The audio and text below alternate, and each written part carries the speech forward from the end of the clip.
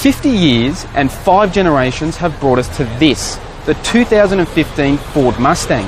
It's unquestionably America's most iconic car, and now it's ready for the rest of the world." The 6th generation Mustang has a design that harks back to the original 1964 pony car, but underneath the skin, this is the most advanced Stang yet. But if this car is going to compete on the world stage, it needed to be brought into the 21st century.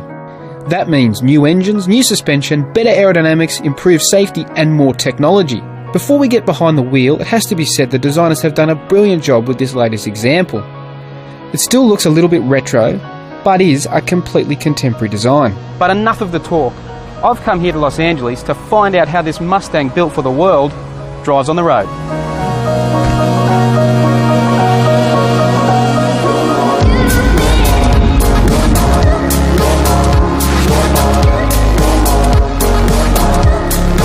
Now, in Australia, we'll get the choice of 2 engines, a 5-litre V8 and a turbocharged 2.3-litre 4-cylinder Ecoboost. But at the moment, I'm only interested in the big V8 that pumps out 324 kilowatts of power and 542 newton meters of torque. A V8 powered Mustang is as American as baseball and apple pie, and with good reason. And here we are behind the wheel of the all-new Mustang, and we're on one of the best bits of road around LA. It's called the Angeles Crest Highway, and it snakes its way through the canyons and up to the top of this awesome mountain range. It's the perfect place to test a car like this. Up this road, it feels really flexible. There's loads of grunt, plenty of pulling power to drag you out of the corners. And as an added bonus, it sounds fantastic. It's got a really sweet engine though. Just listen to it.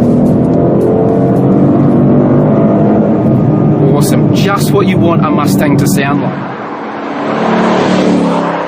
But power is no good unless you can control it, and the Ford engineers had to ditch the old-fashioned live rear axle in favour of a new, fully independent rear suspension. Originally, they'd intended to carry over the front suspension from the old model, but the new independent rear was so much better it required a complete redesign. The upshot of the new suspension is it also means Ford have been able to fit bigger brakes, right up to the 6-piston Brembos we tested on the Performance Pack equipped GT. Ford claims this is the nimblest and most comfortable Mustang ever, which may sound like a bold claim, but if you know your Mustang history, you'll know that the car was more famous for its straight-line performance than its poise and finesse. And on this road, I've got to say, I'm really impressed. I mean, you think of these American pony cars, you think more straight-line performance, but it feels really well balanced. You know, I guess I was expecting a blunt instrument, and what I've got is actually quite a precision tool. It's also got a selectable drive mode, which allows you to tailor the responsiveness of the engine and the transmission and the steering depending on the conditions. There's a normal setting, a sport setting, a track setting, and a wet weather setting. Ford have pushed the envelope to try and make this the best Mustang ever.